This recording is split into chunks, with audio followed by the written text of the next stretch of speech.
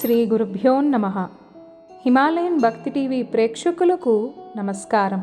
10వ రోజు పారాయణము. జ్ఞానసిద్ధ ఉవాచ. వేదవేత్తల చేత వేదవేద్యునిగాను, వేదాంత సిద్ధునిగాను, రహస్యమైన వాణిగాను, అద్వితీయునిగాను కీర్తింపబడేవాడా, సూర్య చంద్ర శివ బ్రహ్మాదుల చేత, మహారాజాది రాజుల చేత స్తుతింపబడే రమణీయ పాద పద్మాలు గలవాడా, నీకు నమస్కారము. పంచభూతాలు, సృష్టి సంభూతాలైన సమస్త చరాచరాలు కూడా నీ విభూతులే అయి ఉన్నాయి. శివ సేవిత చరణ, నువ్వు పరమము కంటేనూ పరముడవు. నువ్వే సర్వాధికారివి.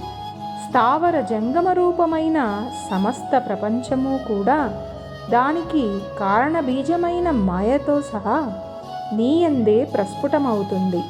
సృష్టి ఆదిని, మధ్యలోనూ, తదంతమున కూడా ప్రపంచమంతా నువ్వే నిండి ఉంటావు. భక్ష్య భోజ్య చోష్య లేహ్య రూప చతుర్విధాన్న రూపుడవు, యజ్ఞ స్వరూపుడవు కూడా నీవే. అమృతమయము, పరమ సుఖప్రదము అయిన నీ సచ్చిదానంద రూప సంస్మరణ మాత్రము చేతనే ఈ సంసారము సమస్తము వెన్నెట్లో సముద్రములా భాసిస్తుంది. హే ఆనంద సాగర, ఈశ్వర, జ్ఞానస్వరూప, సమస్తానికి ఆధారము, సకల పురాణ సారము కూడా నీవే అయి ఉన్నావు. ఈ విశ్వము సమస్తము నీ వల్లనే జనించి తిరిగి నీయందే లయిస్తూ ఉంది. ప్రాణులందరి హృదయాలలోనూ ఉండే వాడిని, ఆత్మవాచ్యుడవు, అఖిల వంద్యుడవు, మనోవాగ గోచరుడవు అయిన నువ్వు కేవలం మాంసమయాలైన భౌతిక నేత్రాలకు కనిపించవు కదా తండ్రి. ఓ కృష్ణ, ఈశ్వర, నారాయణ, నీకు నమస్కారము. నీ ఈ దర్శన ఫలముతో నన్ను ధన్యుణ్ణి చెయ్యి. దయామతివై నన్ను నిత్యము పరిపాలించు. జగదేక పూజ్యుడవైన నీకు మ్రొక్కడం వలన నా జన్మకు సాఫల్యాన్ని అనుగ్రహించు దాతవు, నేతవు, కృపా సముద్రుడవు అయిన నీవు సంసార సాగరములో సంకటాల పాలవుతున్న నన్ను సముద్ధరించు. హే శుద్ధచరిత, ముకుంద, త్రిలోకనాథ, త్రిలోకవాసి, అనంత, ఆది కారణ, పరమాత్మ, పరమహంసవతి, పూర్ణాత్మ, గుణాతీత, గురు, దయామయ విష్ణో, నీకు నమస్కారము. నిత్యానంద సుధాబ్దివాసి, స్వర్గాపవర్గ ప్రద, అభేద, తేజోమయ, సాధు హృత్పద్మ స్థిత, ఆత్మారామ, దేవదేవేశ, గోవింద, నీకిదే నమస్కారము. సృష్టి స్థితి లయకర, వైకుంఠవాస, బుద్ధిమంతులైన వారు ఏని పాదాలయందు భక్తి అనే పడవ చేత సంసార సాగరాన్ని తరించి నీ సారూప్యాన్ని పొందగలుగుతున్నారో అటువంటి తేజస్వరూపాలైన నీ పాదాలకి ఇవే నా ప్రణామాలు. వేదాల చేతగాని, శాస్త్ర తర్క పురాణ నీతి కావ్యాదుల చేతగాని మానవులు నిన్ను దర్శించలేరు. నీ పాదసేవ, భక్తి అనే అంజనాలను ధరించగలిగిన వాళ్ళు మాత్రమే నీ రూపాన్ని భావించగలిగి ఆత్మస్వరూపునిగా గుర్తించి తరించగలుగుతున్నారు. ప్రహ్లాద, ధ్రువ, మార్కండేయ, విభీషణ, ఉద్ధవ, గజేంద్రాది భక్త కోటులను రక్షించిన నీ నామస్మరణ మాత్రము చేతనే సమస్త పాపాలు నశించిపోతున్నాయి. ఓ కేశవ, నారాయణ, గోవింద, విష్ణు, మధుసూదన, త్రివిక్రమ, వామన, శ్రీధర, ఋషికేశ, పద్మనాభ, దామోదర, సంకర్షణ, వాసుదేవ, నీకు నమస్కారము. నన్ను రక్షించు. ఈ విధంగా తెరపలేని పారవస్యంతో తనని స్తుతిస్తున్న జ్ఞానసిద్ధుణ్ణి చిరునవ్వుతో చూస్తూ, జ్ఞానసిద్ధ, నీ స్తోత్రానికి నేను సంతోషభరితుడనయ్యాను.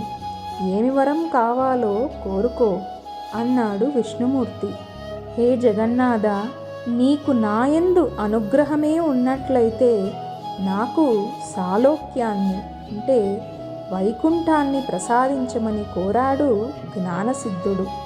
తదాస్తు అని దీవించి తాక్షవాహనుడై శ్రీహరి ఇలా చెప్పసాగాడు. జ్ఞానసిద్ధ, నీ కోరిక నెరవేరుతుంది. కానీ అత్యంత దురాత్ములతో నిండిపోతున్న ఈ నరలోకంలో మహాపాపాత్ములు సైతం సులువుగా తరించే సూత్రాన్ని చెబుతున్నాను విను. సత్పురుష, నేను ప్రతి ఆషాఢ శుద్ధ దశమి నాడు లక్ష్మీ సమేతుడనై పాల సముద్రములో పవలించి కార్తీక శుద్ధ ద్వాదశి నాడు మేలుకుంటాను.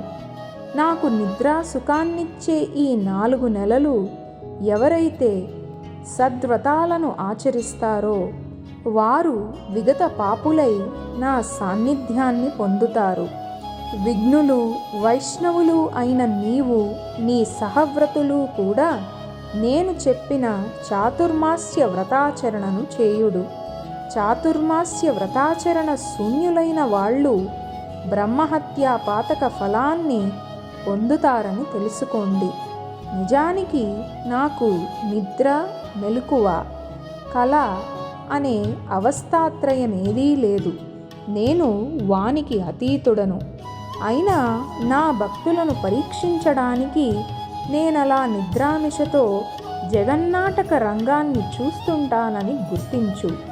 చతుర్మాస్యాన్నే కూడా చాతుర్మాస్యాన్నే కాకుండా నీవు నాపై చేసిన స్తోత్రాన్ని త్రికాలములందు పఠించేవాళ్ళు కూడా తరిస్తారు. వీటిని లోకంలో ప్రచారం చేసి లోకోపకారానికి నడుం కట్టు. ఈ విధంగా చెప్పి ఆదినారాయణుడు లక్ష్మీ సమేతుడై ఆషాఢ శుక్ల దశమి నాడు పాల సముద్రాన్ని చేరి శేషతల్పముపై శయనించాడు. అంగీరస ఉవాచ, ఓయి, నీవడిగిన చాతుర్మాస్య వ్రతమహిమ ఇది.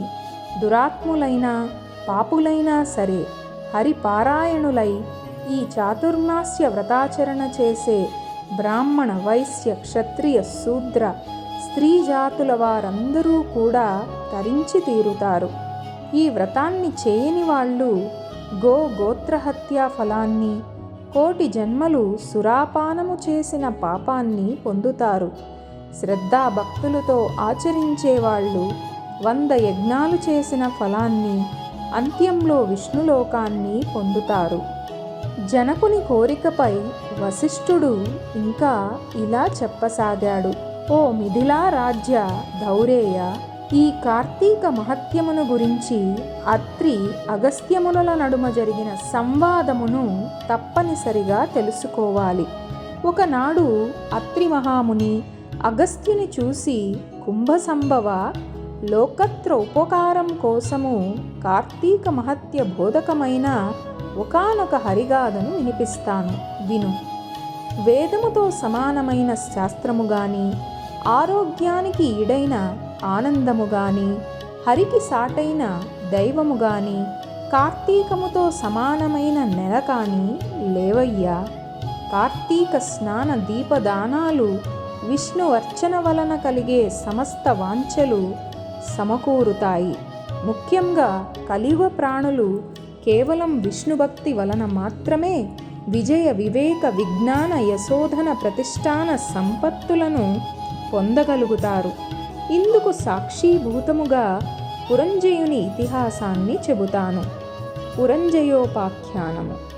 త్రేతాయుగంలో సూర్యవంశ క్షత్రియుడైన పురంజయుడనేవాడు అయోధ్యను పరిపాలించేవాడు. సర్వశాస్త్రవిదుడు, ధర్మజ్ఞుడు అయిన ఆ రాజు అత్యధికమైన ఐశ్వర్యము కలగడంతో అహంకరించిన వాడై బ్రాహ్మణ ద్వేషి, దేవ బ్రాహ్మణ భూహర్త, సత్య శౌచ విహీనుడు, దుష్ట పరాక్రమయుక్తుడు, దుర్మార్గవర్తనుడు అయి ప్రవర్తింపసాగాడు. తద్వారా అతని ధర్మబలము నశించడంతో సామంతులైన కాంభోజ కురజాదులు అనేక మంది ఏకమై చతురంగ బలాలతో వచ్చి అయోధ్యను చుట్టి ముట్టడించారు. ఈ వార్త తెలిసిన పురంజయుడు కూడా బలమదయుక్తుడై శత్రువులతో తలపడేందుకు సిద్ధమయ్యాడు. పెద్ద పెద్ద చక్రాలున్నది, ప్రకాశించేది, జెండాతో అలంకరింపబడినది, ధనుర్బాణాదిక శాస్త్రాలతో సంపన్నమైనది, అనేక యుద్ధాలతో విజయం సాధించినది, చక్కటి గుర్రాలు పూంచినది, తమ సూర్యవంశాన్వయమైనది అయిన రథాన్నధిరోహించి రథ గజ తురగ పదాతులు అనబడే 4 రకాల బలముతో నగరము నుండి వెలువడి చుట్టుముట్టిన శత్రు సైన్యములపై విరుచుకుపడ్డాడు. ఏవం శ్రీ స్కాంద పురాణాంతర్గత కార్తీక మహత్యే 10వ నాటి పారాయణము సమాప్తము. ఓం నమః శివాయ. ఓం నమో నారాయణాయ.